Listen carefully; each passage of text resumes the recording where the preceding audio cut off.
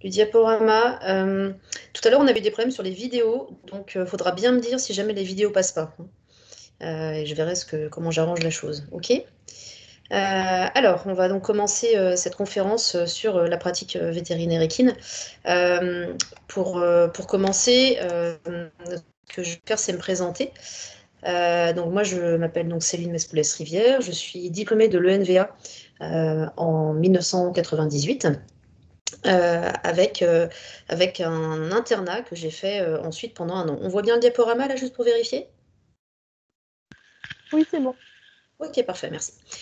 Donc j'ai fait un internat. À cette époque-ci, l'internat à Maison-Alfort, c'était surtout de la pathologie locomotrice. Et donc, je trouvais que j'avais pas vu assez de cas en termes de cas médicaux et chirurgicaux. Et donc, j'ai décidé d'en faire un deuxième en clinique privée. Et ça, c'était en Belgique, donc sur les années 1999 et 2000. À l'issue de cet internat-là, les cliniques en question m'ont proposé de rester et de faire ce qu'on appelle une résidence en chirurgie. L'idée était de réaliser un programme, hein. Il n'y avait jusqu'ici pas de programme dans cette clinique-là. Et donc, j'ai réalisé une résidence en chirurgie pour préparer le diplôme du Collège européen de chirurgie. Et je travaillais à ce moment-là dans cette clinique privée et dans une autre qui venait d'être rachetée près de Bruxelles, qui s'appelle la clinique de Moret. J'y ai travaillé pendant 6 ans, avec en parallèle mon travail en tant que praticien en clinique privée et la résidence de chirurgie, donc la formation en chirurgie. Et puis, ensuite, en 2006, je suis revenue en France et je suis venue travailler à l'école vétérinaire d'Alfort en tant qu'enseignante en chirurgie. À partir de là, ben, j'y suis restée depuis 2006 et j'ai passé mon collège européen en 2009, ce qui m'a permis d'acquérir le titre de diplômé du Collège européen de chirurgie, donc CVS, qui est donc un titre de spécialiste reconnu au plan international. Euh, Durant mon activité dans les années ultérieures, j'ai fait de la recherche clinique essentiellement, en particulier sur le larynx du cheval. Et j'ai donc soutenu une thèse de doctorat, ce qu'on appelle un PhD, c'est une thèse d'université en 2016, sur cette thématique. Je travaille donc toujours dans cette clinique et j'en suis maintenant la responsable. Au plan professionnel, je suis également membre de l'AVEF. L'AVEF, c'est l'Association vétérinaire équine française. Je suis membre en tant que conseil d'administration et je suis la présidente du conseil scientifique et pédagogique de cette association. Donc c'est une association qui a pour but de promouvoir le bien-être du cheval, les soins aux chevaux et également la défense de la profession au plan réglementaire, mais également de mettre en avant la formation continue pour les vétérinaires praticiens équins. Donc on organise beaucoup d'actions de formation continue et en particulier on vient d'organiser le congrès de la VEF, c'était hier et avant-hier, qui étaient les 49e journées de l'association. Alors en préambule par rapport à la question sur quel est le métier de vétérinaire équin, on va parler un petit peu de structuration de la profession. Alors structuration qui est en train d'évoluer, mais en tout cas le constat qu'on peut faire actuellement, c'est qu'en termes de pratique vétérinaire équine en France, il y a différents statuts. Il y a une majorité de praticiens libéraux avec une activité qui peut être équine partielle, ce qu'on appelle les praticiens mixtes, et une activité équine pure qui est beaucoup moins répandue, quand vous regardez les pourcentages. Il y a beaucoup d'endroits où on fait plutôt de la mixte. Et on compte à peu près 600 praticiens équins purs. Si on regarde les autres options en termes de statut des praticiens, vous avez des gens qui peuvent être salariés, et puis il y a des gens qui peuvent être fonctionnaires, comme moi par exemple, au sein des écoles vétérinaires ou d'autres instances réglementaires. Et vous avez à droite une carte qui est extraite de l'Atlas démographique vétérinaire, c'est l'édition 2020, et cette carte représente la répartition des établissements équestres et la répartition parallèle des vétérinaires. Donc les nuances de bleu sont la répartition des établissements équestres, plus c'est foncé, plus il y a d'établissements, et les ronds rouges sont le nombre de vétérinaires équins, et là vous voyez que plus les ronds sont gros, plus il y a de vétérinaires.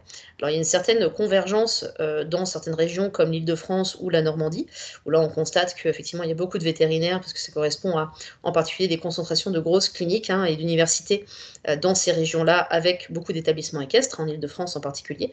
Et à contrario, si vous regardez bien, vous vous rendez compte que par exemple en Aquitaine, qui est une région où il y a énormément beaucoup de chevaux en plan d'élevage, et bien là il y a beaucoup moins de vétérinaires présents. Donc ça, c'est ce qu'on regarde quand on parle de maillage en termes de présence vétérinaire sur le territoire.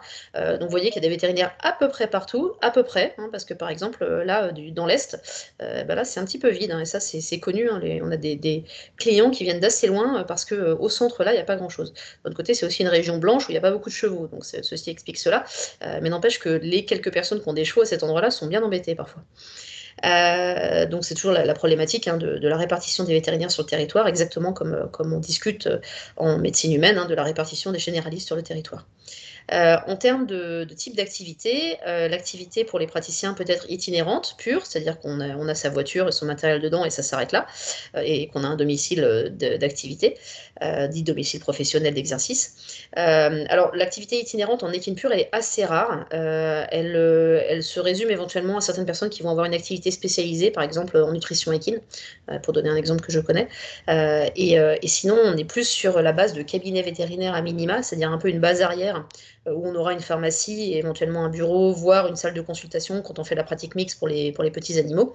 Le modèle le plus courant, c'est quand même les cliniques vétérinaires avec quelques salles de consultation, à minima pour les petits animaux, éventuellement une salle pour les chevaux, voire quelques boxes d'hospitalisation. Et ensuite, quand on monte en puissance en termes d'équipement et de capacité d'intervention, on va aller vers les cliniques vétérinaires qui sont de taille supérieure et les centres hospitaliers vétérinaires. Il en existe 3 ou 4 en France, en équine, qui répondent à des normes très précises, hein, en termes de cahier des charges. C'est un cahier des charges qui est défini par l'ordre des vétérinaires, avec des équipements nécessaires, un certain nombre de personnes présentes, une continuité de soins avec des gens qui sont là 24 heures sur 24. Donc tout un cahier des charges qui doit être respecté pour pouvoir avoir cette appellation centre hospitalier vétérinaire. Alors, les écoles vétérinaires sont des cas particuliers, hein, parce que ce sont aussi des centres hospitaliers vétérinaires, mais universitaires, donc on les appelle CHUV, et il y en a un dans chaque école vétérinaire. Et pareil, ils ont un cahier des charges qui leur est spécifique. On a également des vétérinaires qui travaillent dans l'administration, hein, que ça soit au niveau, par exemple, des écoles vétérinaires ou du ministère ou d'autres instances comme la DGAL ou les DDPP, hein, par rapport aux inspections vétérinaires. Et donc, ça fait un certain nombre de personnes. Donc là, on est un petit peu sur l'ensemble des activités possibles en termes d'activités dans le secteur équin. Par rapport à la structuration de la profession, l'autre chose qu'on doit connaître, c'est le principe du réseau. Le réseau, c'est la relation entre le vétérinaire, qui est en première ligne, avec les cliniques vétérinaires vers lesquelles il va éventuellement envoyer des cas et le troisième larron du triangle, eh bien, c'est le propriétaire, bien sûr. Et quand on va prendre un animal en charge, eh bien, ça va être vraiment le triangle de communication qui est essentiel et qui doit être maintenu par tous les moyens. En première instance, le vétérinaire sur le terrain va soit effectuer une consultation, soit prendre en charge l'animal en cas d'urgence. Et puis, il va estimer ce qu'il est capable de faire. Est-ce qu'il est possible de faire une gestion sur le terrain, à l'écurie, quel est le traitement à mettre en œuvre, etc. Dans ce processus de réflexion, on peut tout à fait avoir, comme dans les jeux télévisés, le joker appelle à un ami. Donc, on peut contacter un confrère pour avoir des informations. Généralement, c'est quelque chose qui est très établi, hein, parce que les vétérinaires ont d'autres vétérinaires avec lesquels ils travaillent de façon privilégiée. Et donc, les réseaux sociaux aidant, WhatsApp fonctionne très très bien pour avoir des informations complémentaires. En fonction de ces informations complémentaires, eh bien, il y aura une prise de décision pour savoir si effectivement ce traitement peut être réalisé sur place avec éventuellement des éléments de prise en charge qui ont été conseillés par le confrère qui a été contacté, ou si, à contrario, il vaut mieux envoyer l'animal vers une structure spécialisée. Et à ce moment-là, que l'animal soit pris en charge, hein, pour des examens plus poussés, des soins intensifs ou une intervention chirurgicale par exemple. Ce qui est très important, c'est la flèche de retour. C'est-à-dire que, évidemment, ceci implique ensuite, si tout évolue bien, un retour vers le vétérinaire de terrain qui ensuite reprendra le suivi de l'animal de façon à assurer la continuité des soins. Et il est très important que ce soit parfaitement établi parce que c'est nécessaire pour la prise en charge. En ce qui concerne la permanence et la continuité de soins, c'est vraiment une notion très très importante parce que il faut impérativement que ça soit continué systématiquement. La continuité de soins, c'est quelque chose qui est réglementé et il est nécessaire qu'il y ait une relation entre des vétérinaires qui éventuellement ne seront plus là pour assurer les soins et les vétérinaires qui ensuite pourront prendre la suite parce qu'on ne peut pas partir en vacances et laisser un animal sans suivi potentiel. Il est essentiel qu'il y ait un suivi et ça se fait au travers d'une contractualisation, c'est-à-dire il faut impérativement qu'il y ait un contrat qui soit passé entre le praticien de terrain et une structure pour pouvoir assurer la suite. Le praticien équin, il a une activité mixte ou pure, et sa première activité, en fait, c'est un rôle dans le suivi sanitaire. Il faut qu'il y ait une prévention des maladies infectieuses, et ça, c'est effectué par les conseils de vaccination. La visite sanitaire équine obligatoire, alors qu'est-ce que c'est? C'est en fait une visite qui permet aux praticiens de venir voir les animaux une fois par an, qu'ils soient malades ou pas, hein. C'est vraiment un principe de continuité et de suivi. C'était mis en place en 2019. Chaque détenteur d'animaux qui a plus de 3 équidés doit déclarer un vétérinaire sanitaire. Et cette visite sanitaire réalisée sur une base très précise, avec un rapport qui est fourni. Et il y a un thème de visite qui varie tous les ans. Alors ça pourra être la prise en charge de la vermifugation, éventuellement la nutrition, des conseils sur le bien-être du cheval et les conditions de détention. Donc il y a toute une thématique qui est développée et ça permet vraiment le lien entre le praticien et le cheptel équin de façon à éviter les écueils où des animaux ne sont pas vus pendant des années, ce qui peut, dans certains cas rares bien sûr, amener à des conditions de maltraitance. De plus, ça permet de faire un observatoire de l'état sanitaire de la population équine en France.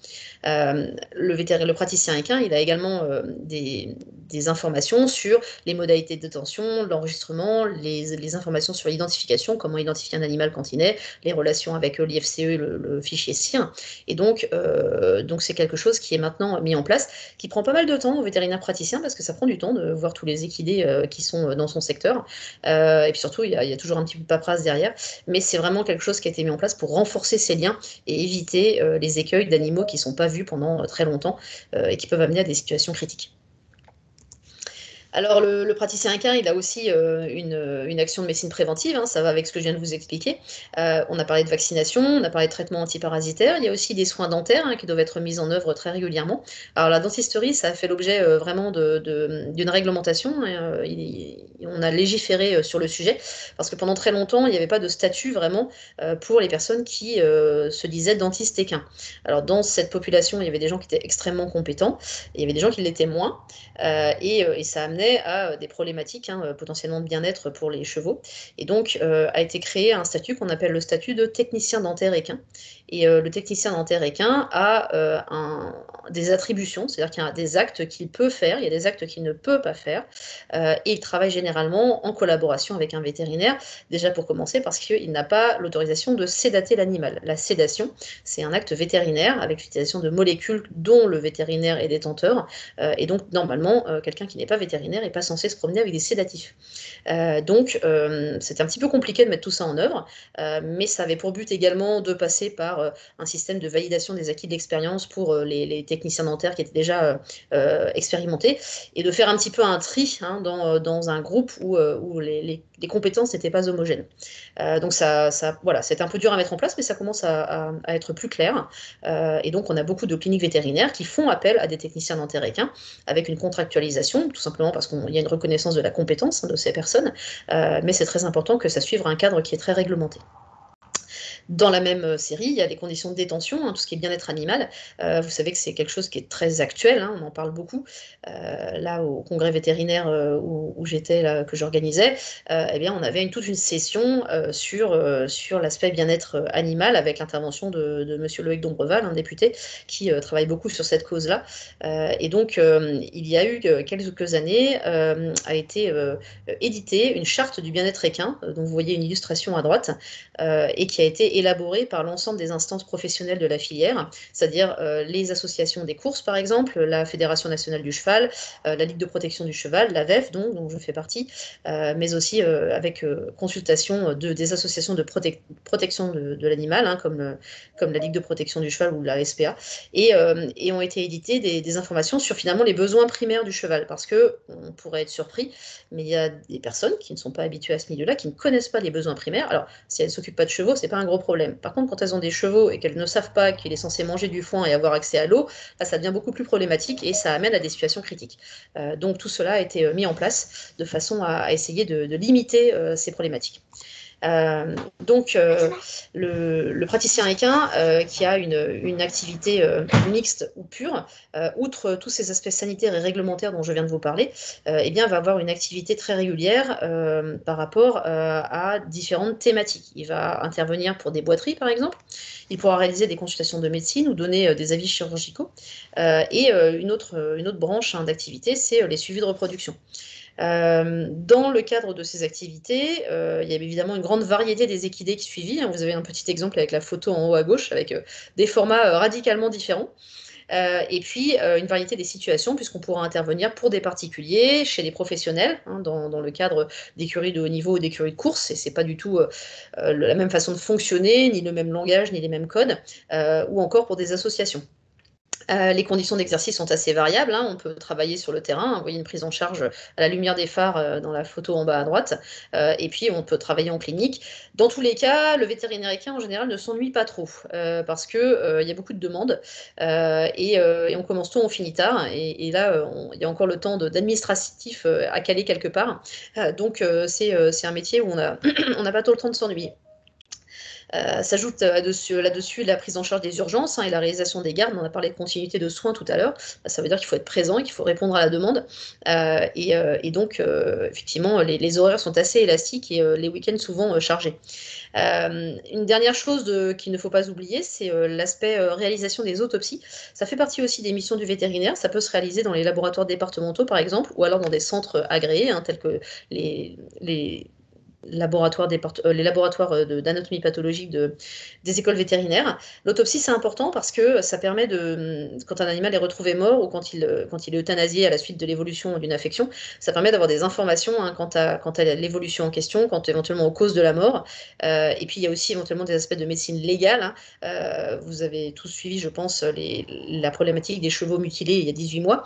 Et dans le cadre de ces enquêtes, eh bien, des autopsies ont été réalisées afin d'essayer d'obtenir des éléments dans le but de retrouver les auteurs ou d'identifier les auteurs des actes de malveillance, hein, qui ont été commis. Donc ça fait aussi partie du travail du vétérinaire équin et du vétérinaire en général. Alors, dans le cadre de l'activité équine, il est important de bien connaître le milieu. Alors, ça ne veut pas dire qu'il faut forcément être cavalier pour être vétérinaire équin, ça veut dire que ça aide quand même sérieusement. Parce que on a déjà la connaissance de l'animal, de ses réactions, de la façon de l'approcher, des positions de sécurité potentiellement, bien que je trouve que ça ne soit pas assez abordé dans l'enseignement de l'activité équestre pour les cavaliers. Et donc, on connaît aussi le langage, les codes, et c'est beaucoup plus facile. Alors, on peut parfaitement devenir vétérinaire équin sans spécifiquement avoir été cavalier, mais c'est quand même un petit peu plus compliqué, il faut le reconnaître. Quand on est vétérinaire, on doit avoir des compétences d'analyse, parce que le cheval ne donne pas les informations, hein, il faut aller les chercher. On va les chercher en prenant ce qu'on appelle une anamnèse, hein, donc des commémoratifs qui vont vous être rapportés par le propriétaire, mais aussi par le coach, par le cavalier, par l'ami du cavalier, par le groom, par le chauffeur du camion. Alors c'est très caricatural, mais parfois c'est compliqué de s'y retrouver dans toutes ces informations-là, qui sont parfois complémentaires et parfois opposées. Toujours est-il qu'il y a un vrai travail d'enquête à réaliser, et qu'il faut confronter bien sûr à l'examen clinique et aux examens complémentaires qui vont être réalisés avec eh bien, des compétences techniques, hein, qui doivent être acquises pour la réalisation d'actes techniques. Il y a aussi une nécessité de compétences de traitement et de prise en charge, encore une fois des actes techniques dans le cadre du traitement, mais également une capacité de connaissance de la gestion pharmaceutique, c'est-à-dire des molécules, de leur emploi, des contre-indications, de la réglementation qui va avec, et tout ça fait partie de l'exercice du quotidien. Les compétences complémentaires auxquelles on ne pense pas forcément quand on parle vétérinaire, hein, parce qu'on pense tout de suite aux soins, c'est les compétences en communication et en relations humaines.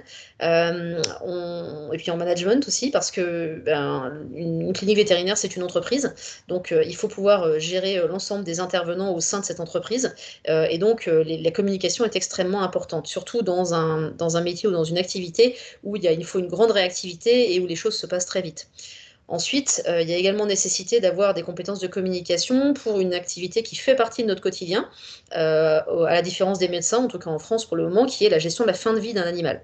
Quand on doit euthanasier un cheval, eh bien, c'est jamais très plaisant, hein, parce que ça signifie effectivement donner la mort à un animal. Ceci étant, il y a généralement des raisons éthiques pour ça.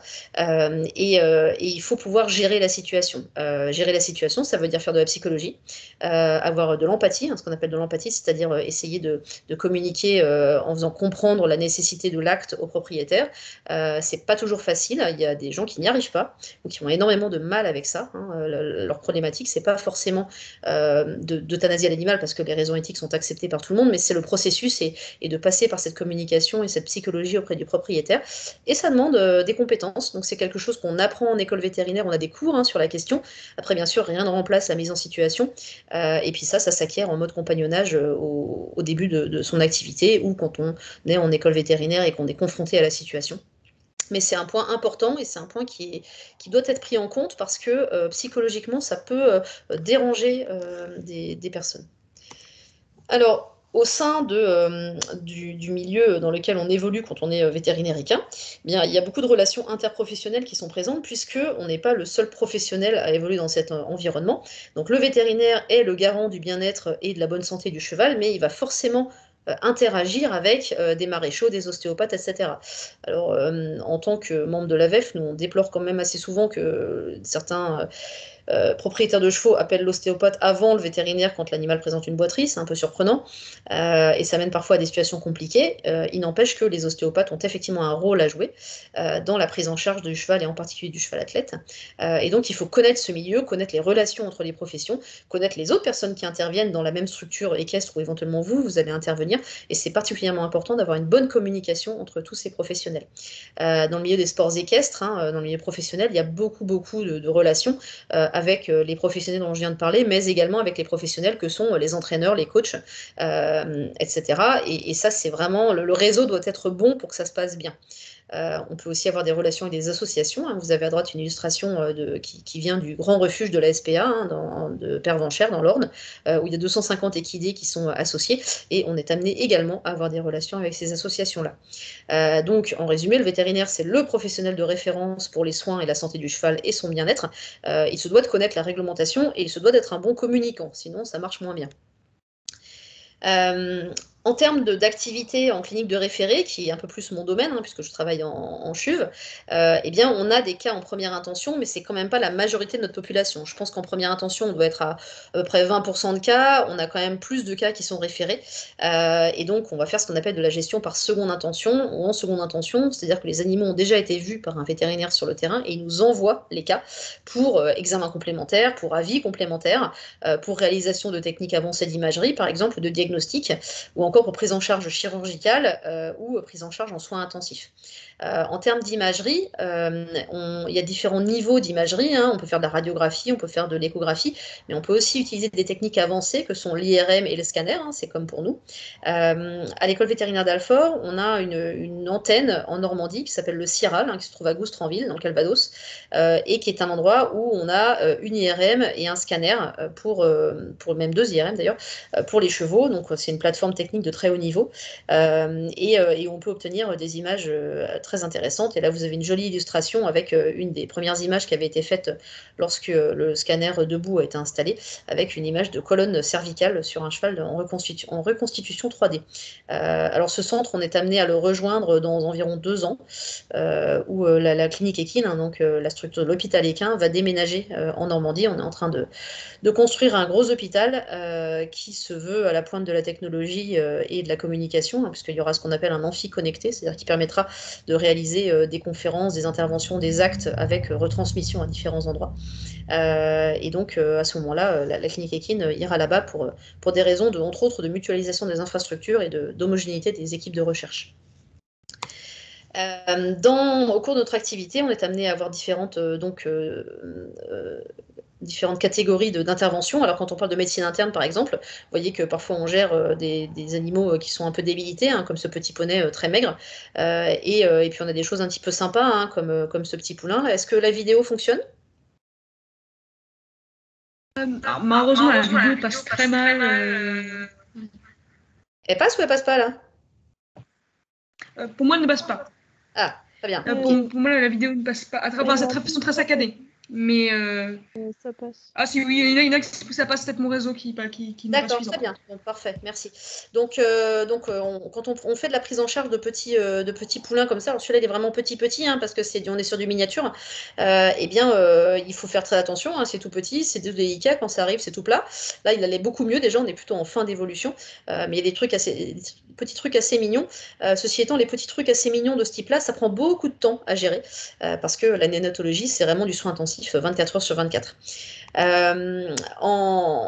Toujours dans les petits poulains, parce on en prend régulièrement en charge, on a parfois des poulains comme celui que vous avez à l'image, là, qui est en train de téter sa mère, qui lui était un poulain faible, et quand il a été pris en charge, eh bien, il avait du mal à se tenir debout et à aller téter, et en fait, il a été attaqué par des chiens quand il était couché par terre, et c'est pour ça qu'il a un bandage, parce que sous son bandage, il y avait des plaies qui étaient très profonde et qui allait presque jusqu'aux colonnes cervicales.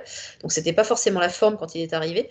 Dans ce type de cas, on peut par exemple aller faire un scanner, hein, comme vous voyez à droite, pour aller rechercher les lésions cervicales et voir s'il y a du dégât et si on peut assurer un pronostic pour le poulain en question. Vous allez voir son évolution. Puisque quand il est arrivé, donc c'est toujours notre même petit poulain, quand il est arrivé, on ne peut pas dire qu'il se déplaçait énormément, c'était pas très très tonique.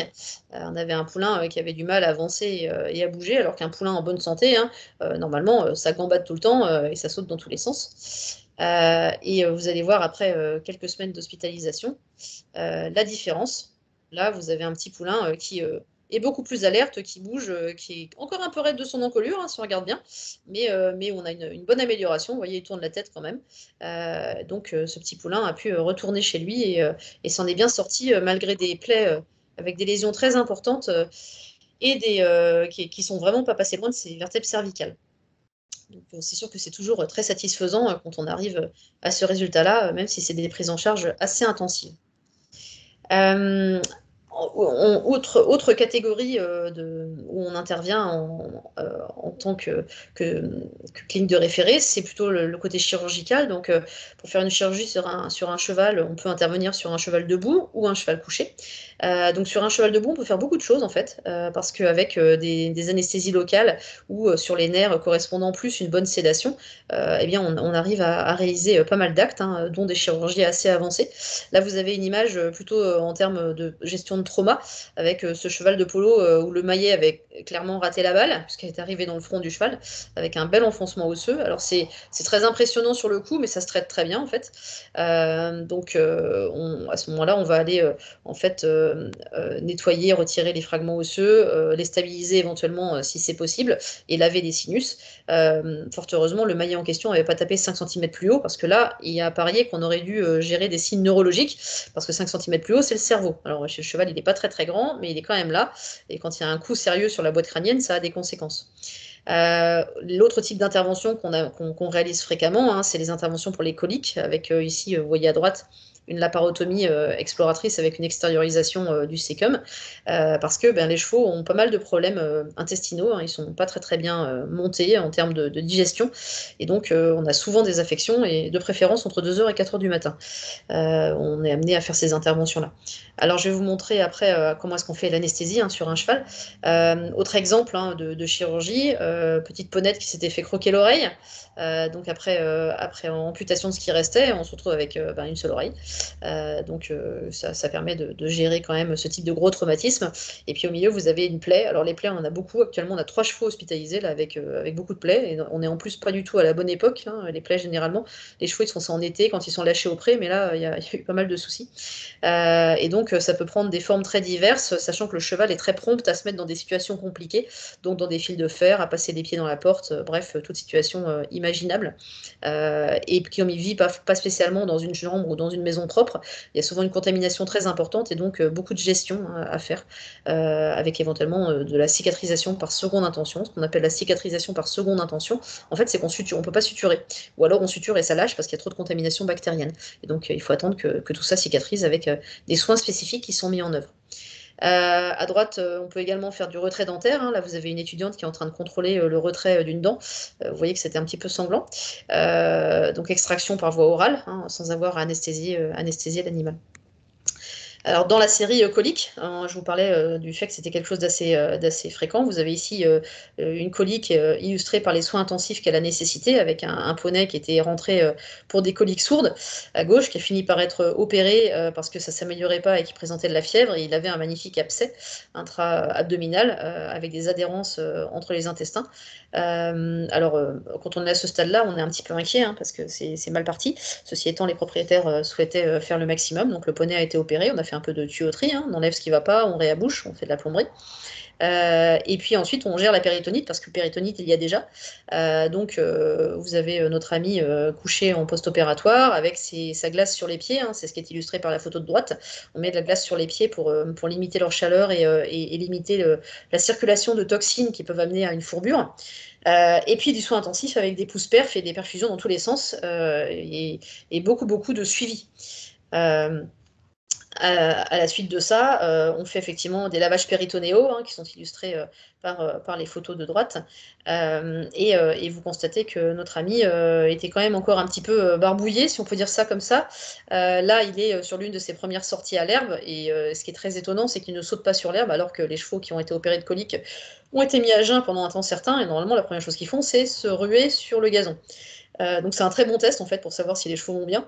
Et là, généralement, c'est un test que j'aime bien réaliser moi-même, faire la première sortie pour voir comment ça se passe. Et là, vous voyez que le loulou n'est pas du tout en train de manger et qu'il a l'air assez inquiet.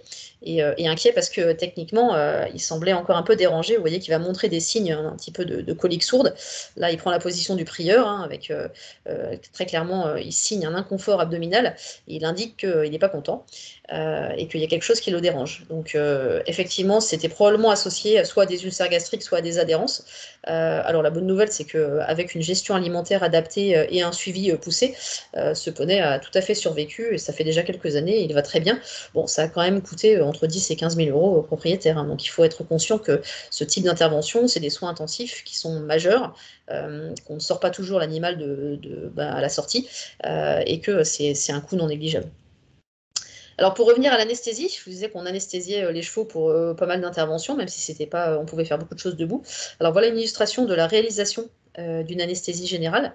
On est en train de réaliser ce qu'on appelle l'induction, c'est-à-dire qu'on va coucher le cheval.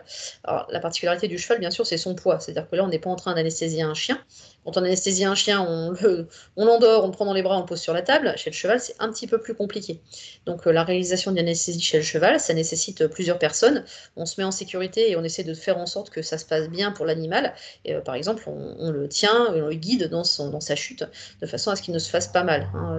L'anesthésie du cheval, c'est quand même quelque chose qui a un pourcentage de risque relativement élevé, que ce soit au réveil pour des raisons d'accidentologie, parce que l'animal est craintif. Et donc, on essaie déjà que le couchage se passe bien. Ça commence comme ça. Donc, vous voyez un petit peu la façon dont les personnes qui font le couchage accompagnent le cheval, de façon à ce qu'il s'asseye tranquillement, voilà, et ensuite le mettre à plat pour pouvoir faire la suite. Et alors la suite, c'est quoi? La suite, c'est la mise en place d'une sonde endotrachéale dans la trachée, de façon à pouvoir le faire respirer à l'aide d'un respirateur par la suite. Donc pareil, hein, c'est quelque chose d'un petit peu technique, hein, qui nécessite une formation. Et puis vous allez voir maintenant le transfert du cheval. Donc on utilise un treuil, on le met dessus, et ça nous permet de le transférer dans l'endroit où il va se trouver. Concernant la suite, on va avoir On va avoir donc eh bien le réveil. Alors le réveil, c'est pas très facile parce que souvent ça se passe de nuit. Donc on est un peu embêté parce que eh ben, ça dure longtemps, hein. On peut considérer que le réveil d'un cheval, ça prend à peu près la moitié du temps d'anesthésie. Donc globalement, ça met du temps à arriver. C'est souvent de nuit. Vous constatez que l'équipe est souvent fatiguée, même s'il y a toujours une bonne ambiance. Mais c'est vrai que c'est des heures quand même passées avec parfois des situations un petit peu compliquées. On a une jolie brochette d'étudiants à droite. Et puis parfois, ben, voilà, les animaux ont besoin de soutien, hein. Là, on leur passe des perfusions pour les stimuler. Éventuellement, on est amené à les réveiller avec des systèmes de sangle, hein, comme vous avez sur la photo de droite, où on va les aider avec le treuil et un hamac. On a différents types de hamacs. Je trouve qu'on en fait de plus en plus des réveils au hamac. C'est probablement lié au fait qu'on prend en charge des cas de plus en plus graves. Mais en tout cas, ça nécessite une certaine technicité et il ne faut pas se rater. Donc voilà, c'est quelque chose d'assez particulier. Alors, dans les différentes activités qu'on peut avoir, il y a aussi la prise en charge en locomotion et médecine sportive pour évaluer les allures du cheval ou la pathologie, les affections respiratoires.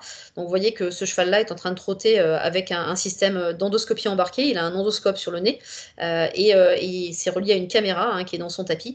Et donc, ça va permettre d'enregistrer les images de son appareil respiratoire, hein, du larynx, et de pouvoir les visionner ensuite et de les analyser.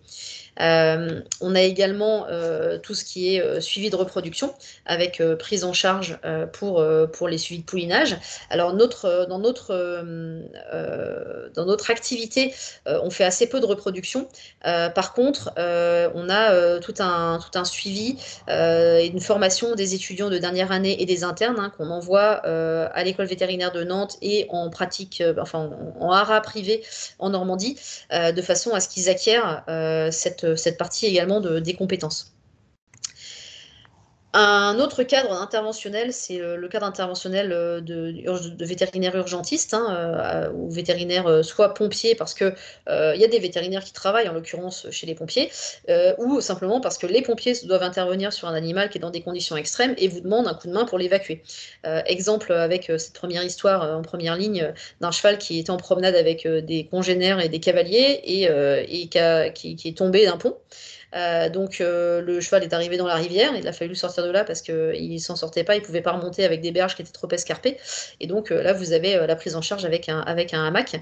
Ça, c'est en Normandie. Et donc le cheval qui est récupéré pour être stabilisé. Deuxième exemple, dans la forêt de Fontainebleau, avec un poney qui a eu la mauvaise idée de partir en balade et qui allait se mettre dans un trou. Vous constatez l'état du pauvre animal qui est absolument plus capable de bouger et de faire quoi que ce soit.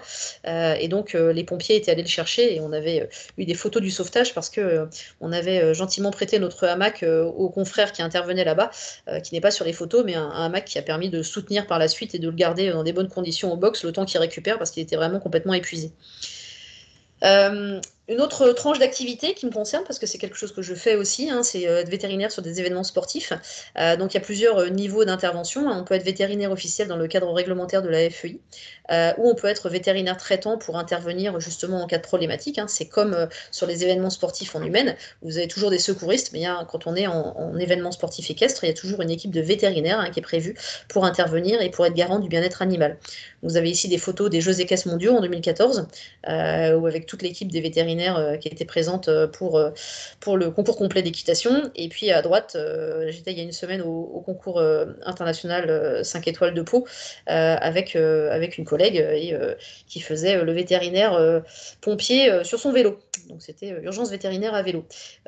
Ça demande pas mal d'expérience hein, et puis ça demande surtout du sang-froid parce que quand on est en condition avec équestre de manifestation avec du public, eh ben, il ne faut pas hésiter, il faut savoir exactement ce qu'on a à faire. Donc on a besoin de ce type de compétences également. À l'occasion, on fait des choses un petit peu exotiques. Ici, prise en charge chirurgicale sur un renne qui avait un problème de luxation de hanche, qui appartenait à un parc animalier. Et puis à droite, prise en charge du zoo de Vincennes, qui avait eu la mauvaise idée d'aller se frotter au rhinocéros et était particulièrement coquin, ils les enquiquinait. Et puis ça a fini par mal se terminer. Avec une plaie que l'animal s'était fait au niveau de l'abdomen et qui a été opérée à 2 reprises. La première fois, elle a été faite, on l'a fait directement au zoo de Vincennes, hein, c'est l'image que vous avez. Et la deuxième fois, on l'a fait venir à la clinique vétérinaire à l'école d'Alfort parce qu'il fallait faire une reprise et la hernie était assez importante. Et puis on a fini par lui rendre un profil tout à fait acceptable et il a complètement récupéré. Mais là, c'est une intervention un peu particulière parce qu'on est sur de l'animal sauvage. Donc c'est d'autres circonstances d'intervention. Il faut éviter les manipulations extensives. On ne peut pas l'approcher pour lui faire des soins ou des examens cliniques 4 fois par jour. Hein. C'est 1 fois par jour et encore, avec on va dire des précautions très particulières. Ça, c'est pour le renne. Alors, le renne, ça allait parce qu'il faisait 80 kg. Par contre, le zèbre de 400 kg, vous ne pouviez pas l'approcher. Hein. Donc, si on voulait le toucher pour aller faire des échographies de contrôle, il fallait forcément le flécher d'abord pour le sédater. Donc, c'est un autre type d'exercice.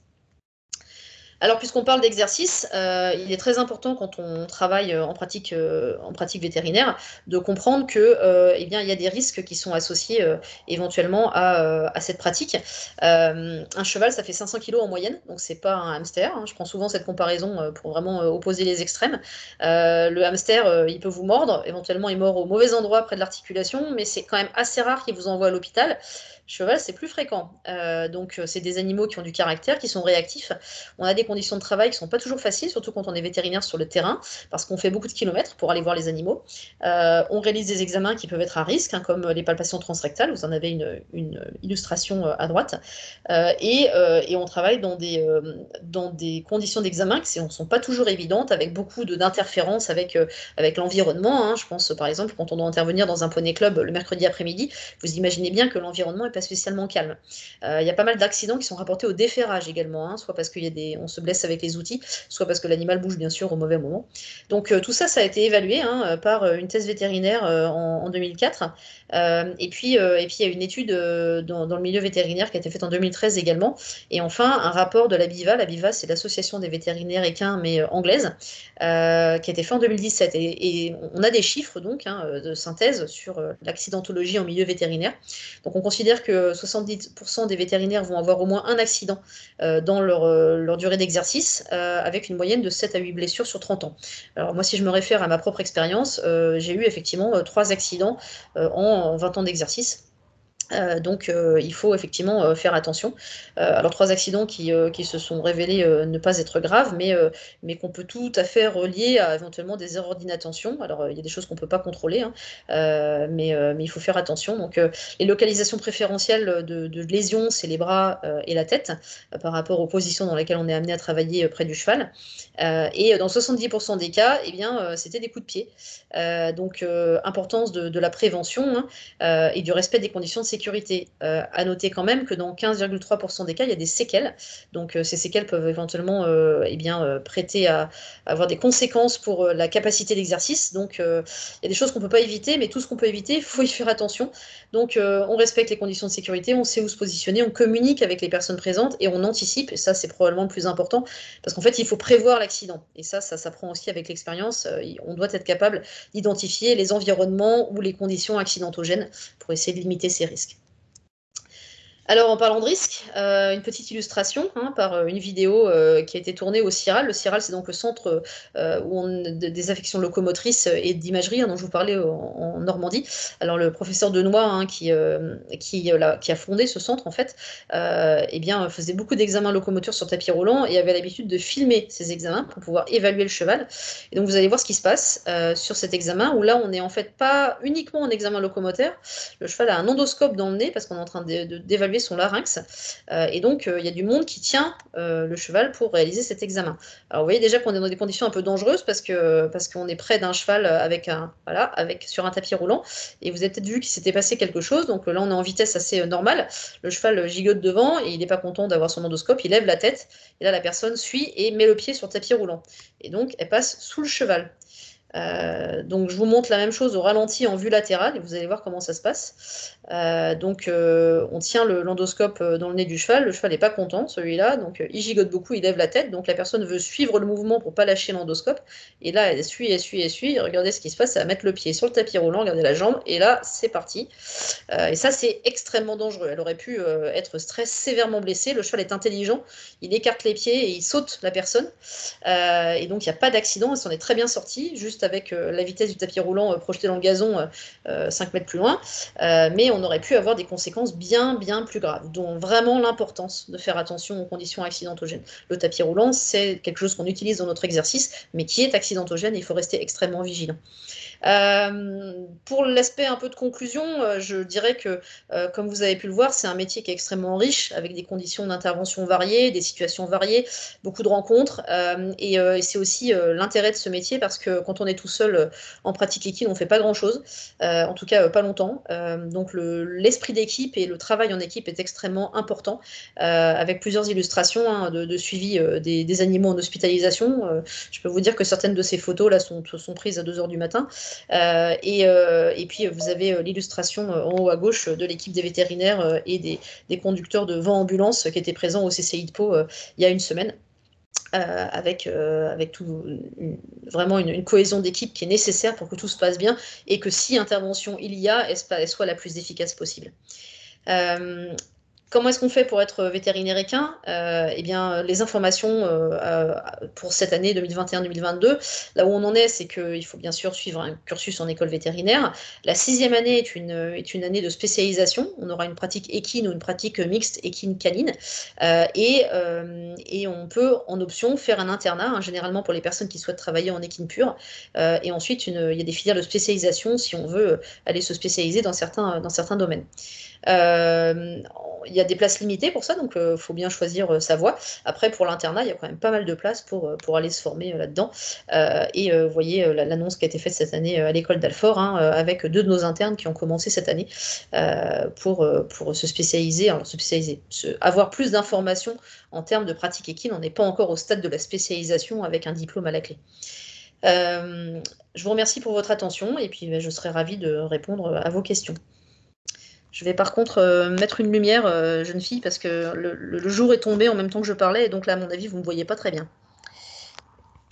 Donc je coupe ma caméra 2 secondes.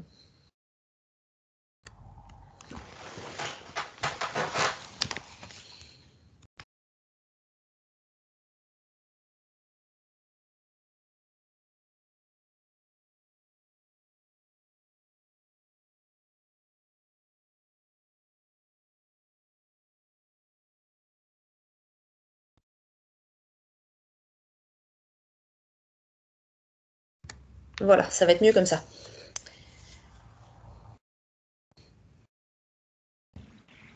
Comment voulez-vous procéder? Est-ce que vous voulez lire les questions? Alors, tout à l'heure, c'était vous qui me lisiez les questions. Par contre, je peux éventuellement remonter. Voilà, ça y est. Vous avez vu les vidéos, parfait. Ok. Alors, par contre, ça remonte loin, là. Alors, on en est où? Les cas de seconde intention. Oui? Ah, non. Oui, c'est ça, oui, ça. Ok. La première, a priori, c'est les cas de seconde intention sont-ils majoritairement des chevaux de sport ou issus des grandes structures? Non. Non, on a ce qu'on peut appeler donc la seconde intention, c'est qu'ils ont déjà été vus par un vétérinaire sur le terrain. Et non, c'est pas du tout majoritairement des chevaux de sport ou issus de grandes structures. On a des chevaux de tous les bords. Et on peut tout à fait avoir des chevaux de loisirs, hein, ou des chevaux même qui vivent au pré, tout simplement. Ensuite, après obtention du diplôme vétérinaire, que conseilleriez-vous pour devenir professionnel? Travailler plusieurs années dans un cabinet, s'associer, ouvrir son cabinet équin. Alors ça, c'est très variable. Je conseille rien parce que je pense que ça dépend complètement de la façon dont on appréhende le métier.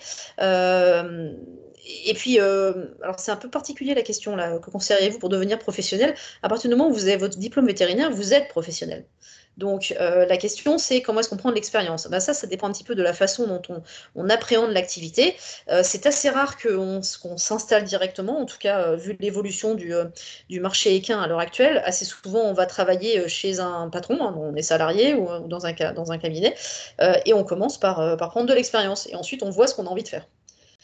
Combien d'années pour obtenir le statut de vétérinaire ostéopathe équin? Formation reconnue. Alors, j'en ai aucune idée. Très clairement, il faut commencer par être vétérinaire et ensuite faire la formation d'ostéopathie. Et ça dépend si on fait une école derrière, si on fait un diplôme inter-école, si on va se former en travaillant avec un vétérinaire ostéopathe qui est déjà reconnu. Donc, je pense qu'il y a différentes options. Et en moyenne, combien de temps dure le suivi post-opératoire? Bah, ça dépend complètement de ce pourquoi on a opéré l'animal. Est-ce qu'il y avait une idée précise derrière cette question de Manon?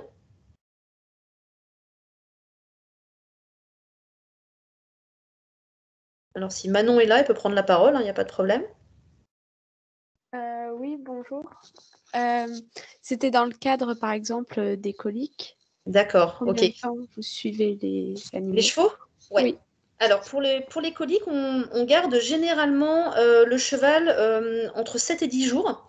C'est le temps nécessaire pour vérifier que tout se passe bien, qu'on a une reprise du transit correcte et que ça évolue bien. Après, en fonction de l'affection d'origine, il y a des chevaux qu'on a gardés jusqu'à 3 à 4 semaines en hospitalisation. Mais le temps moyen de base, c'est 7 à 10 jours. D'accord, merci beaucoup. Je t'en prie. Y a-t-il une limite de place disponible pour faire la spécialisation équine? À l'heure actuelle, non. C'est-à-dire qu'on a encore, en tout cas à Alfort, jamais dépassé nos capacités d'accueil et d'organisation. D'autant que, de par l'évolution de notre fonctionnement, on a énormément de soins intensifs. Donc, à la limite, on est plutôt enclin à augmenter le nombre d'étudiants en clinique, alors avec le bémol Covid. Et donc, ça nous permet d'assurer des rotations vraiment équilibrées et des périodes de récupération quand on travaille la nuit. Donc, pour l'instant, on n'est pas arrivé à cette problématique-là, en tout cas sur Alfort. À quel point les coliques peuvent impacter les chevaux? Est-ce que ça peut être évité pour certains cas ou faire en sorte que ce soit moins grave? Alors ça pour le coup, c'est une conférence sur une affection précise, donc je pourrais tenir une journée là-dessus. Simplement, il faut savoir que les coliques sont parmi les affections les plus fréquentes des chevaux et qu'il y a effectivement des choses qu'on peut faire en gestion alimentaire ou d'activité pour essayer de limiter les risques, mais on ne peut pas les éviter parce que tout simplement, ça fait partie de leur physiologie et de leur anatomie. Faut-il avoir une formation particulière pour être vétérinaire sur un événement sportif? Non, il faut avoir de l'expérience. Il n'y a pas de formation, ça n'existe pas, la formation vétérinaire sur un événement sportif. En fait, c'est quand on a une certaine expérience clinique et qu'on va se retrouver dans un contexte d'événement sportif. On apprend sur le tas et ça se passe très bien. Après, on a plus ou moins d'affinités. Comme je disais tout à l'heure, il faut avoir, je pense que le sang-froid est quelque chose de très important en termes d'interventionnel. Et puis ensuite, il faut avoir une très bonne connaissance de la réglementation. Et donc, quand on intervient en tant que vétérinaire pour la Fédération équestre internationale, donc sur les événements internationaux, oui, on passe des examens, c'est-à-dire qu'on doit apprendre le règlement et on passe des examens pour être autorisé à intervenir, que ce soit en tant que vétérinaire traitant ou en tant que vétérinaire officiel. Alors, ensuite, y a-t-il une différence de formation entre vétérinaire en événement sportif et vétérinaire clinique? Alors, non, je viens d'y répondre. En fait, à la base, tout le monde a la même formation. Tout le monde fait les études vétérinaires et puis ensuite, c'est de l'expérience qui va se prendre dans des conditions différentes. Y a-t-il une des 4 ONV qui a des installations majoritairement spécialisées dans l'équine? Alors, toutes les écoles vétérinaires actuelles en France ont une clinique équine. Dans les écoles de Nantes, Alfort et Lyon, il y a des cliniques qui tournent vraiment en termes de centre hospitalier vétérinaire avec beaucoup d'urgences, une activité de nuit, etc. Une activité hospitalière qui est très développée. À la clinique équine à Toulouse, le système est différent. Il y a moins d'activités hospitalières et des activités de consultation. Et il y a pas mal de stages sur le terrain et d'échanges avec les vétérinaires du coin. Donc ça ne marche pas tout à fait sur le même système. Ensuite, en termes d'installation spécialisée dans l'équine, le plateau technique le plus important, il se trouve à l'ENVA quand on cumule les installations à la fois de l'hôpital actuel et du futur hôpital d'ailleurs et du CIRAL. Est-ce qu'en devenant vétérinaire équin, on peut considérer qu'on pallie au déficit de vétérinaires en milieu rural? Alors, je pense qu'on y participe. Je pense qu'on y participe en particulier quand on a une activité mixte, parce que c'est la demande actuellement. Alors, on a beaucoup de vétérinaires qui cherchent des collaborateurs en pratique équine pure et en pratique mixte. Donc, je pense qu'avec une activité qui est orientée mixte, oui, on pallie en partie à ce déficit. La médecine équine et bovine se ressemblent-elles? Non, pas du tout. En fait, la médecine équine et bovine, c'est pas pareil parce que le cheval est un bovin monté à l'envers. C'est très caricatural, mais en gros, ça fonctionne pas pareil en termes de fermentation, etc., au niveau de l'appareil digestif. Et c'est pas du tout les mêmes objectifs. La médecine bovine, il y a de la médecine individuelle bovine, mais c'est essentiellement de la médecine collective. On parle de gestion de troupeau. Donc les objectifs ne sont pas du tout les mêmes que la médecine équine. On est beaucoup plus sur une médecine individuelle avec éventuellement des objectifs sportifs d'ailleurs. Quels sont les débouchés d'embauche en sortant de l'école en étant vétérinaire équin pur? Actuellement, ils sont très élevés parce qu'il y a beaucoup de demandes de par l'évolution du nombre de chevaux, du niveau de médicalisation de la population équine. Et donc, il y a beaucoup de demandes. Est-ce réaliste de vouloir ne traiter que les chevaux? Oui. Je pense que par rapport à la question à laquelle je viens de répondre, il est très fortement probable que si on est capable d'être mixte, de faire un peu de canine, un peu d'équine, un peu de bovine, je pense que vous serez embauché avant même d'être sorti de l'école, tellement il y a une demande. En équine pure, c'est variable selon les années, mais actuellement la demande est forte également. Dans la même série, peut-on être vétérinaire pour le milieu rural et pratiquer la médecine équine? Bah oui, je viens d'y répondre. On peut tout à fait avoir une activité mixte grands animaux. Euh, Existe-t-il en France une clinique spécialisée dans le soin des équidés à la pointe de la technologie, comme on peut en trouver en Belgique avec la clinique Equitom? Alors cette question est assez intéressante. Il y a des cliniques spécialisées dans les soins des équidés à la pointe de la technologie, ça dépend des équipements qu'il y a. J'aurais tendance à vous informer qu'il faut se méfier de la communication à outrance et que c'est pas forcément la clinique qui communique le plus sur les réseaux sociaux qui est la clinique la plus qualifiée. Et j'arrêterai le propos ici. J'ai entendu dire que 6 mois après la sortie de l'école, il y avait de fortes chances d'avoir un procès. Est-ce vrai? Oula, faut pas avoir peur comme ça. Alors non, c'est pas vrai. On peut avoir des procès, ça c'est vrai, de façon générale. Alors l'échéance des 6 mois me paraît très surprenante. D'ailleurs, à mon avis, totalement improbable, parce qu'en général, quand on est sorti après l'école rapidement, et bien tout simplement, on est souvent dans un système où on travaille avec des vétérinaires seniors et d'autres vétérinaires qui ont tous ce qu'on appelle une responsabilité civile professionnelle, donc vous aussi, hein, donc vous aurez une RCP. Et donc, il faut simplement savoir se protéger et ne pas se mettre dans des situations difficiles. Et ça participe également de la responsabilité des gens avec lesquels vous travaillez. En général, 6 mois après la sortie de l'école, on n'envoie pas les gens chez les clients difficiles. Donc non, je pense que ce n'est pas une assertion à laquelle il faut prêter attention. Est-ce que les stages servent à acquérir de l'expérience? Bien sûr, oui, évidemment. Les stages font partie de la formation. D'ailleurs, on a de plus en plus de collaboration avec les vétérinaires sur le terrain, avec par exemple, il y a une application qui va sortir bientôt qui s'appelle StageVet, qui permet en fait de rechercher un lieu de stage et de mettre en relation les personnes qui proposent des stages et les personnes qui en rencontrent. Et donc, c'est vrai qu'on peut tout à fait acquérir de l'expérience et c'est complémentaire de l'expérience qui est acquise durant les études vétérinaires au sein des établissements vétérinaires universitaires. Alors, j'avais rencontré des étudiants de 3e, 4e année au Salon du Cheval et qui avaient dit qu'elles allaient faire des stages au CIRAL. Oui, alors, ces échanges. Alors, ce n'est pas des échanges, hein, parce qu'on va préciser quelque chose. Le CIRAL, c'est l'école vétérinaire d'Alfort. C'est une antenne qui est délocalisée, mais ça fait partie de l'école vétérinaire d'Alfort. Et c'est d'ailleurs là qu'on va se déplacer, nous, hein, dans 2 ans. On va ramener toute l'équipe au même endroit. Donc, ce n'est pas des échanges, c'est simplement des stages dans un service spécifique de l'école d'Alfort. Et oui, c'est possible. Simplement, ça fonctionne sur des places de stage qui sont ouvertes alors, au sein de l'école vétérinaire d'Alfort. Et je pense que ça existe aussi avec les autres écoles vétérinaires. Il faut contacter le CIRAL pour ça. Y a-t-il assez de travail pour tous les diplômés de cette filière? Alors, si on parle de pratique équine, la réponse actuelle est oui. Peut-on se spécialiser dans le mix bovin équin? Ça, on a déjà répondu. Peut-on associer l'activité rurale et équine? C'est pareil. Donc, je pense que pour l'instant, j'ai fait toutes les questions posées.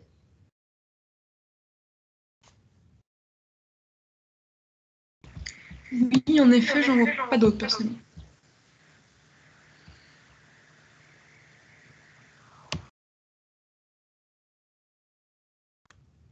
Ah.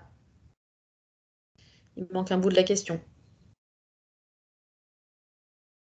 Travaille-t-on beaucoup à l'extérieur? Alors, ça dépend. C'est-à-dire, si on est sur le terrain et qu'on est en première ligne, bah oui, parce que les chevaux, globalement, habitent à l'extérieur. Donc, on peut parfaitement les voir dans les prés, hein. Alors, parfois, c'est un peu compliqué hein, quand on doit travailler sur une plaie dans les prés. Mais oui, oui, on travaille un peu par tous les temps et dans toutes les conditions. Donc, il faut être adaptable et flexible. Quand on est en clinique et qu'on travaille en centre de référé, on travaille moins à l'extérieur, un peu quand même, mais c'est pas tout à fait les mêmes conditions d'activité. Alors, donc, pour répondre à la question, est-ce que c'est une voie bouchée? Non, j'y ai déjà répondu. puisque j'ai dit qu'il y avait tout à fait des places. Est-ce qu'il y a des stages en clinique équine qui sont organisés pendant les années d'études? Alors, à part la dernière année d'études, il n'y a pas de stages qui sont spécifiquement organisés en équine. Par contre, au fur et à mesure des années d'équine, il y a des stages qui sont organisés et qui sont en fait avec des thématiques variables selon les années d'études. Dans la dernière année d'études, vous avez un stage en clinique équine qui est prévu et qui fait partie du cursus. À ceci, on peut ajouter tout ce qui est ce qu'on appelle le projet personnel, c'est-à-dire qu'au fur et à mesure du cursus étudiant, il est censé acquérir un certain nombre de crédits CTS correspondant à des projets personnels. Et là-dedans se trouvent des stages qui peuvent être amenés à effectuer pendant les vacances d'été, par exemple. Et là, on peut tout à fait choisir le type de clinique qu'on veut. Alors moi, à l'époque où j'étais étudiante, ça n'existait pas du tout, ce système de projet personnel, mais tous les étés, j'étais en stage en clinique équine, dès la première année. Est-ce qu'un vétérinaire équin peut être affilié à des structures en particulier, un élevage ou un centre équestre? Alors, pas exactement. Un centre équestre, non. Mais un élevage, dans le cadre d'un haras, oui, ça arrive. Il y a des haras qui emploient des vétérinaires. Ensuite, doit-on avoir un niveau élevé en équitation pour être le plus qualifié et connaître le milieu? Alors, je pense que on n'est pas forcément le plus qualifié quand on a un niveau élevé d'équitation. Par contre, je pense que avoir pratiqué l'équitation, quel que soit le niveau, si possible, un niveau raisonnable du type galop 4-5, ça permet quand même plus de facilité dans l'appréhension du milieu et le dialogue avec les propriétaires, parce qu'en fait, on connaît le langage et on connaît la façon dont les chevaux fonctionnent. Quand on a eu son galop 7, qu'on a tourné en concours et qu'on a fait partie du sport équestre, c'est encore plus facile, tout simplement parce que on connaît les codes, on sait comment ça fonctionne. Quand on a tourné en haut niveau, on sait ce que les gens attendent en face. Voilà, mais c'est pas une condition sine qua non. Comment ça se passe quand le propriétaire n'a pas les moyens financiers pour faire les soins? Alors ça, c'est un gros problème. C'est la même chose qu'on pratique dans d'autres espèces. Et bien, il y a plusieurs options. Soit il fait appel à un ami, soit éventuellement il a la capacité de faire appel à des associations, soit malheureusement parfois, on va euthanasier des animaux par manque de moyens financiers. D'où l'importance de légiférer sur le bien-être, parce que le bien-être, c'est pas seulement d'avoir un cheval et de faire en sorte de lui fournir ses besoins propres, c'est aussi d'avoir suffisamment de finances pour l'entretenir. Acheter un cheval, c'est pas grand-chose en fait, au niveau financier. L'entretenir pour les 30 années qui viennent, ça c'est autre chose. Et ça, beaucoup de gens l'oublient. Est-ce qu'on pourrait rapidement revenir sur l'internat? Je n'ai pas trop compris ce que c'est. Alors, l'internat, c'est une année complémentaire qu'on effectue à l'issue de la formation vétérinaire, où on va en fait acquérir des compétences techniques supérieures ou des compétences d'analyse de cas. En pratique équine, au sein du cursus vétérinaire qui est quand même très vaste et où on aborde de très nombreuses thématiques, il y a de l'équine qui est présente dans les différentes années, qui est un petit peu saupoudrée au départ, qui commence à être plus conséquente en 5e année, parce qu'on rentre vraiment dans les années cliniques. On va y avoir des rotations cliniques. En 5e année, on fait 1 mois de rotation clinique en équine. Et en 6e année, si on choisit la filière équine, on fait à minimum 6 mois, si on est en mixte, de rotation en équine. Mais on n'a peut-être pas forcément le temps de tout assimiler. Et donc, certains étudiants souhaitent faire un internat pour approfondir ses connaissances, acquérir vraiment des compétences techniques manuelles plus importantes pour se sentir parfaitement à l'aise pour attaquer le milieu professionnel ultérieurement. D'autre part, quand on veut se spécialiser ultérieurement, devenir par exemple chirurgien comme je le suis, ou médecin, ou imageur dans le milieu équin, on doit faire une résidence, et avant de faire une résidence, il faut avoir fait à minima un internat. Concernant le mixte bovin-équin, on doit faire des études différentes. Eh bien, il y a un parcours spécifique, puisque dans cette pratique mixte, on peut faire une 6e année mixte équine-bovine. Alors, cette année, par exemple, à Alfort, on n'en a pas ouvert parce qu'on avait un seul étudiant qui voulait le faire, donc il est parti à Lyon. À Lyon, il y a cette année une mixte bovine-équine. A contrario, nous, on a ouvert une mixte canine-équine. L'année prochaine, je ne sais pas, ça dépendra de la demande.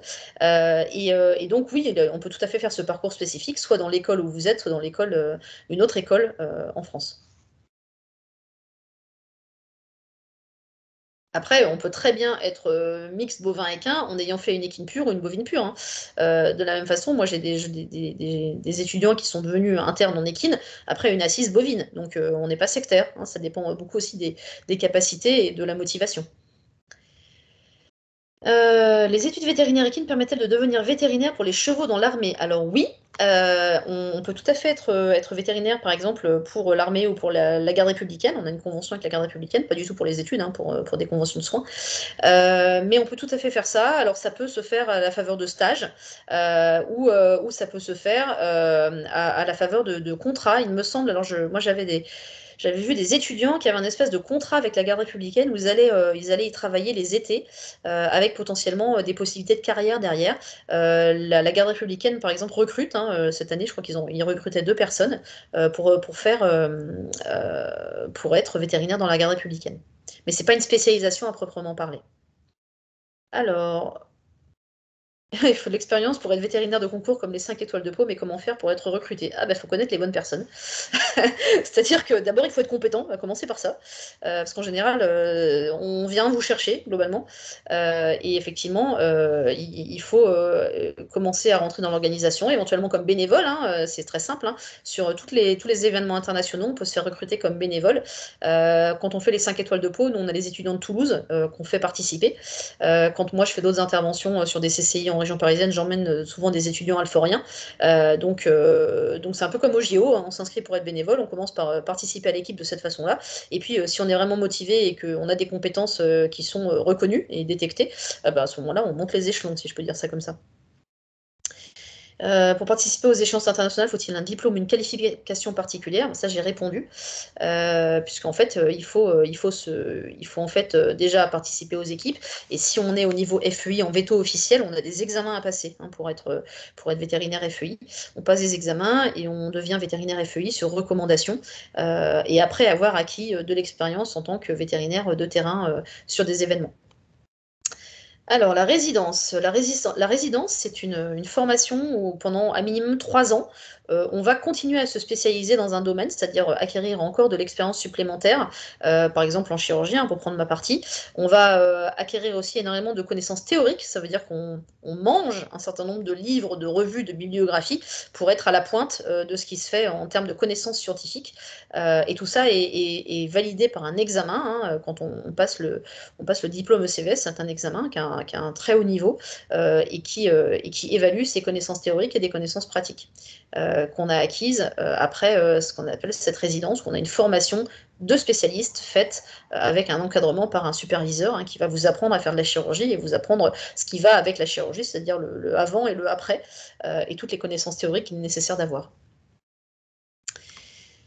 Peut-on faire une filière mixte canine-équine et puis finalement faire uniquement de l'équine ou alors il nous manquera certaines compétences que les vétérinaires équins purs ont en plus? Alors, il y a de bonnes chances qu'il manque des compétences parce que la formation n'est pas la même. Ceci étant, il y a quelque chose qui s'appelle la formation continue, qui est une obligation hein, pour tout vétérinaire. Il est censé se former tout au long de son cursus et à ce moment-là, il est tout à fait possible qu'on acquiert des compétences simplement en faisant des formations complémentaires. Alors Vincent semble être très intéressé par le CCI, visiblement. Non, on n'emmène pas que des étudiants de fin de parcours sur les CCI. Ça dépend très clairement des activités prévues. Et puis, les étudiants de fin de parcours, souvent, ils ont autre chose à faire, en fait, parce que eux, ils sont en train de faire la fin de leur parcours, justement. Donc, à contrario, c'est plutôt des étudiants de milieu de cursus qu'on emmène sur les CCI. En tout cas, sur la partie bénévolat. Après, en CCI, sur la partie initiale, qui est tous les contrôles à l'arrivée, quand moi, je suis vétérinaire officiel, on emmène aussi des étudiants et de temps en temps, j'emmène un interne parce que c'est pas mal d'avoir des compétences un peu acquises dans ce cadre-là. Concernant les stages qu'on souhaite faire nous-mêmes, comment doit-on présenter les choses à un HARA ou l'endroit où on souhaite faire le stage? On n'a pas de convention du coup. Si vous êtes dans le cadre du projet personnel au sein de l'école vétérinaire, si, vous aurez des conventions, même si c'est fait pendant l'été. Est-il possible de pratiquer des actes chirurgicaux sans résidana? Oui, on peut tout à fait apprendre la chirurgie sans faire de résidence. Ça devient plus compliqué maintenant. C'était avant, il y a des chirurgiens très qualifiés en France actuellement qui n'ont pas fait de résidence. Mais plus ça va, moins il y en a. Donc ça devient compliqué, en tout cas quand on veut pratiquer des actes chirurgicaux d'un certain niveau, tout simplement parce qu'en fait il y a la demande des propriétaires, le système de spécialisation est bien connu maintenant, ça n'empêche pas que la majorité des vétérinaires sur le terrain pratiquent des actes chirurgicaux qui ne nécessitent pas de spécialisation. Il y en a certains qui sont très bons, et tous les vétérinaires castrent sur le terrain, tous les vétérinaires font des plaies, tous les vétérinaires font des soins courants, donc il n'y a pas une nécessité absolue. Mais si on veut travailler en clinique avec une chirurgie d'un certain niveau, ça devient plus compliqué maintenant de le faire sans passer par la résidence. C'est un plus d'avoir les diplômes de vétérinaire FEI pour être véto d'événements sportifs. Alors en fait, c'est nécessaire. Pour pouvoir être véto sur des événements sportifs au niveau international, il faut être ce qu'on appelle PTV, donc c'est vétérinaire traitant, et ça se fait en passant un examen sur Internet, parce que ça nécessite de connaître la réglementation. En fait, c'est pas le problème de savoir être véto, c'est le problème de savoir être véto dans le cadre d'une réglementation internationale d'événements sportifs. Et donc ça, eh bien, il faut l'apprendre, il n'y a pas rien à faire, et il faut manger le règlement. Mais si justement on n'est pas dans le cadre des projets individuels, qu'on souhaite faire un stage en dehors, je comprends pas la question en fait, parce que en tant qu'étudiant vétérinaire, vous faites pas de stage en dehors. Voilà, tout stage professionnel rentre dans ce cadre de projet personnel. Pour faire de la chirurgie orthopédique, il est donc nécessaire d'avoir fait une résidence. C'est recommandé.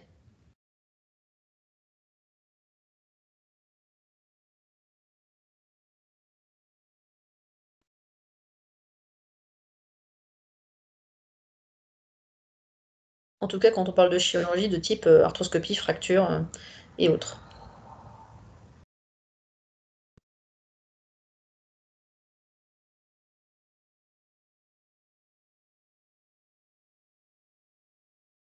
On a fait le tour.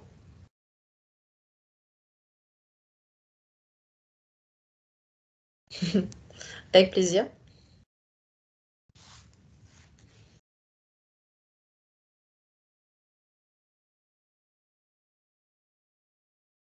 Bon, pour les organisatrices, je pense qu'on va pouvoir mettre fin à la session. Oui, oui, oui,